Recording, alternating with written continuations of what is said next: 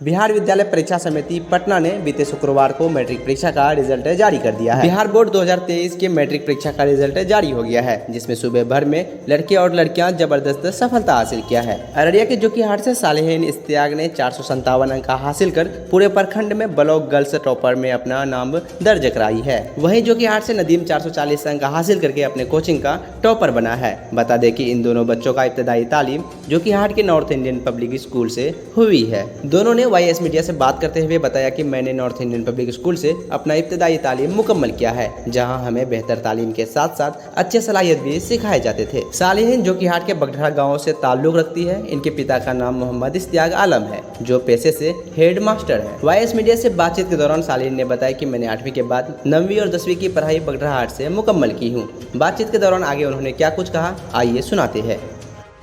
सालीन, matric में आपने इतने अच्छे अंक हासिल की है, इस पे आपको किस तरह की खुशी महसूस हो रही है और आप क्या कहना चाहेंगे? मुझे बहुत खुशी महसूस हो रही है, क्योंकि मेरे माँ बाप ये रिजल्ट सुन के बहुत खुश थे और मैं उन लोगों को ये कहना चाह रही हूँ कि बहुत अच्छे से पढ़े, बहुत मेहनत करके पढ़ें, ताकि आप भी अपने माँ बाप को प्राउड फील करवा सकें। पढ़ने के दौरान जो है पढ़ाई के लिए जो है किस तरह का रूटीन फॉलो करते थे, किस तरह से कब कब पढ़ते थे और क्या क्या कैसे पढ़ते थे? मैं अपना एक रूटीन खुद से बनाई थी और एक उस पर हाई मतलब टारगेट लेती थी कि मुझे ये पढ़ना। पहले मैं मैथ पढ़ती थी, उसके बाद साइंस सोशल वगैरह पढ़ती थी।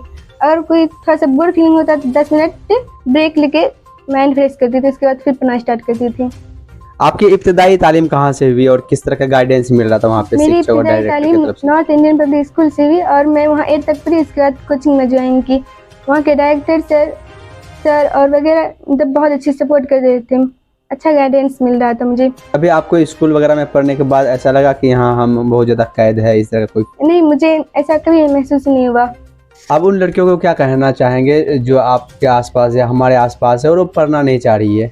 मैं उन लड़कियों को ये कहना चाहती हूँ कि एजुकेशन बहुत बड़ी चीज़ है। अगर आपके पास एजुकेशन है तो आप कुछ भी कर सकते हैं, समाज सुधार सकते हैं। अगर आपके समाज में गंदे लोग हैं तो उन लोग के विचार सुधार सकते हैं। एजुकेशन क्योंकि सबसे बड़ी पावरफुल चीज़ है। सालीन, आप एक लड़की है, उसके बावजूद भी आपको पेरेंट्स पढ़ने के लिए इतने ज़्यादा जो है फ्रीडम दिया है और सपोर्ट कर रहा है, तो आप पेरेंट्स को किस तरह से शुक्रिया अदा करेंगे? मैं अपने माँ बाप के बहुत बड़ी शुक्रगुजार हूँ, क्योंकि मुझे इस काबिल समझाई और मुझे आगे पढ़ाया, आगे बढ़ाया, बिना किसी नेगेटिव सोच के मुझे आगे बढ़ने के लिए मौका दे रहे हैं और मैं ये मौका नहीं खोना चाहती हूँ। सालीन, आपका एम क्या है, क्या बनना चाहते हैं आप अपने करियर में? मैं एक IAS ऑफिसर बनना चाहती हूँ, क्योंकि मुझे अपने पूरा देश को सुधारना, अपना समाज सुधारना। क्योंकि समाज में बहुत ऐसे लोग रह रहे हैं कि उन लोगों के पास गंदे विचार हैं कि आगे बढ़ के लड़की इन लोग क्या करेगी, क्यों पढ़ेगी, मतलब घर पे रहना चाहिए। इन लोगों का मतलब ये करना, विचार सुधारना चाह रही हूँ। मैं साइंस से लेके मतलब IIT करके IAS बनना चाह रही हूँ। अंत में आप अपने जो आपकी उम्र की जो बच्चियां हैं या फिर जो बच्चे हैं उनको क्या मैसेज देना चाहेंगे? मैं उन लोगों को ये कहना चाह रही हूँ कि बहुत मेहनत करें, बहुत अच्छे से पढ़ें, ताकि आपके माँ बाप बहुत खुश हो सकें और प्राउड फील महसूस कर सकें।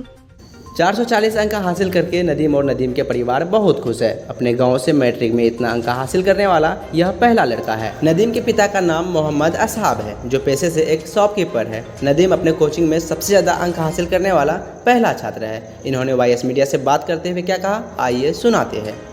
मुझे इस बात की बहुत ज़्यादा खुशी है कि मैं अपने कोचिंग का फर्स्ट टॉपर हूँ और इससे मेरे माता पिता जो हैं उनको भी मुझ पर बहुत प्राउड है कि उन्होंने मेरी हेल्प की और मैंने इतना मेहनत करके कोचिंग फर्स्ट आया। मेरे सर को भी मुझ पर बहुत प्राउड है कि मैंने इतना अच्छा नंबर लाया। पढ़ने के दौरान जो है आप किस तरह से वक्त को मैनेज करते थे? टाइम मैनेजमेंट क्या था, क्या पढ़ने का प्लान क्या था, किस तरह से पढ़ाई करते थे आप?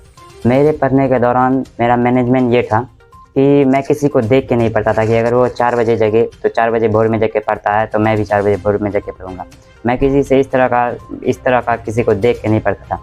मेरा जब मन होता था, जब मैंने एक रूटीन बनाया था, उसी के हिसाब से मैं पढ़ता था।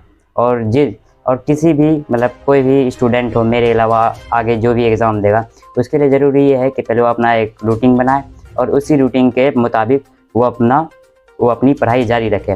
ये हो सकता है कि जब वो अपनी रूटीन बनाए तो 1-2 दिन उसकी कठिनाई होगी, लेकिन अगर वो लगातार उस रूटीन पे काम करता रहेगा तो आगे चल के उसका मुझसे भी अच्छा नंबर आएगा, जहाँ तक कि वो स्टेट टॉपर भी हो सकता है। नदीम, आपकी इब्तदाई तालीम कहाँ से हुई और किस तरह का गाइडेंस मिल रहा था वहाँ पे टीचर, शिक्षक और वहाँ के डायरेक्टर, प्रिंसिपल के द्वारा? देखिए, मेरी जो इब्तदाई तालीम है वो नॉर्थ इंडियन पब्लिक स्कूल से हुई, जो कि जोकीहाट में है। वहाँ के जो डायरेक्टर थे हाजी मेराज आलम, और वहाँ पर मुझे बहुत ही अच्छा गाइडलाइंस मिला। जब मैं छोटा था तो मेरा एडमिशन हुआ वहाँ पर हुआ। शुरू में मुझे ये लगता था कि मैं यहाँ कैदी बन के हूँ, कि मुझे लोगों का बात मानना पड़ रहा है, जो वो लोग कहते हैं सिर्फ वही करते हैं, अपना मर्ज़ी से कुछ नहीं करते हैं। बस इसी तरह मैंने अपना पढ़ाई जारी रखा। तो मैंने उस स्कूल में वो नर्सरी से लेकर 8 क्लास तक पढ़ा, इब्तदाई तालीम हासिल की। फिर जब 8 क्लास तक पढ़ लिया तो मैंने 9th के लिए वहाँ से निकल कर दूसरी जगह कोचिंग ज्वाइन की। तब मुझे बहुत फ्रीडम मिला। तो अब मुझे ऐसा लगने लगा कि मैं फ्री हूँ, कोई रोक टोक करने वाला कोई नहीं है, मैं अब जो करूँ मैं अपनी मर्ज़ी से करूँगा, कोई नहीं बोलेगा। लेकिन जब ऐसा चला 1-2 महीना, तब फिर मुझे बाद में समझ में आया कि नहीं, कि अगर किसी को भी कामयाब होने के लिए गाइडलाइंस बहुत ज़रूरी है। बिना गाइडलाइंस के कोई कामयाब हो ही नहीं सकता है। तब मुझे जाके एहसास हुआ कि मैं जो स्कूल में था, मैं एक गुलाम नहीं था, बल्कि मुझे एक डिसिप्लिन जो होता है, मुझे वो डिसिप्लिन दिया जा रहा था, जो कि गाइडलाइंस है। वो गाइडलाइंस बहुत ही ज़रूरी था मेरे लिए। तब मुझे आगे जाके समझ में आया कि गाइडलाइंस कितना ज़रूरी होता है एक विद्यार्थी के लिए। विद्यार्थी के लिए गाइडलाइंस बहुत ज़रूरी है। नदीम, आप आगे अपना करियर में क्या बनना चाहते हैं? मैं अपने करियर में बनना चाहता हूँ बिजनेसमैन। जैसे कि हमारे देश में आजकल बहुत ज़्यादा बेरोज़गारी है, और इस हमारे देश को जो है मुख्य तौर पर दो ही इंसान चला रहे हैं। पहला तो सरकार और दूसरा बिजनेसमैन। पॉलिटिशियन नहीं बनना चाहता हूँ, इसलिए मैं बिजनेसमैन बनूँगा। जैसे कि मेरी वजह से जो लोग बेरोज़गार हैं उन्हें रोजी रोटी मिले, वो कोई भूखा ना सोए, सबको काम मिले। नदीम, आपके पिताजी जो है क्या करते हैं और वो किस तरह से सपोर्ट करते हुए आए हैं? मेरे पिताजी जो हैं, जो कि दिल्ली में एक दुकान चलाते हैं, बस उसी दुकान से वो मेरा और मेरे पूरे परिवार का, मेरे भाई बहन को भी पढ़ाते हैं, पूरा घर का खर्चा वही उठाते हैं। और जहाँ तक कि मेरी बात है तो उन्होंने हर मुश्किल वक्त पर मेरा साथ दिया, और जहाँ पर मेरा हिम्मत टूटा तो उन्होंने ही समझाया, उन्होंने बहुत ही साथ दिया। और जहाँ मेरी हिम्मत टूटी तो उन्होंने साथ दिया ही, प्लस साथ ये कहा कि कुछ भी होता है, अगर कुछ भी तुम्हारे साथ बुरा होता है तो ये मत सोचो कि क्या हुआ, बस तुम अपने फ्यूचर को देखो और अच्छी से मेहनत करते रहो तो कामयाबी ज़रूर मिलेगी। तो उन्हीं की बदौलत आज मैं इतना नंबर तक ला पाया हूँ और मैं कामयाब। जो बच्चे आने वाला वक्त में जो है मैट्रिक परीक्षा में बैठने वाले हैं, उन बच्चों को आप क्या मैसेज देना चाहेंगे? किस तरह से वो पढ़ाई करें और क्या मोटिवेशन लेकर के पढ़ाई करें? जैसे कि जो बच्चे मैट्रिक में आने वाले हैं, मतलब 10th क्लास की तैयारी शुरू करने वाले हैं, उनसे मैं कहना चाहूँगा कि किसी भी विद्यार्थी के लिए पढ़ाई शुरू करने से पहले एक रूटीन होना चाहिए। रूटीन जो होता है कामयाब इंसान के लिए सबसे पहला चॉइस रूटीन होता है। जब तक रूटीन नहीं होगा तो आप अपनी ज़िंदगी में पढ़ाई हुए या और भी कोई काम, बिना रूटीन का कुछ भी कामयाब नहीं होता है। इसलिए पढ़ने के लिए सबसे पहले एक रूटीन बनाएं और उस रूटीन को फॉलो करें। ऐसा हो सकता है कि आप जो रूटीन बनाएं उस पर चलने में आपको कठिनाई हो, लेकिन आप जो रूटीन बनाएंगे उसको जो फॉलो करेंगे, कुछ दिन बाद आपको आदत हो जाएगी वैसी। तो उसी रूटीन को फॉलो करें और उसी पर चलते रहें, और जो भी कठिनाई हो उसको हल करके उससे आगे बढ़ें। जो कठिनाई उससे डर के पीछे ना भागें। अगर कुछ समझ में नहीं आता है तो जाके दोबारा पूछें, और जो कोचिंग में पढ़ाया जाता है उसको बार बार रिवीजन करें।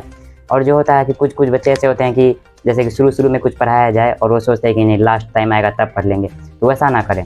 जो शुरू में पढ़ा जाए बस धीरे धीरे करके सब कुछ एक जगह से पढ़ते चलिए, शुरू से ही पढ़ते चलिए। इस तरह आप टॉपर भी रहेंगे और आगे आपका लाइफ सक्सेस रहेगा। और रूटीन जो है, रूटीन को मत भूलिए। रूटीन ही सबसे बड़ा जो हथियार है आपका पढ़ाई में, रूटीन ही है। रूटीन होना बहुत ज़रूरी है। रूटीन के साथ सबसे बड़ी बात ये है कि आपको गाइडलाइंस कैसा मिल रहा है। टीचर, इसमें बहुत बड़ा टीचर का योगदान है जो आपको गाइडलाइंस देते हैं।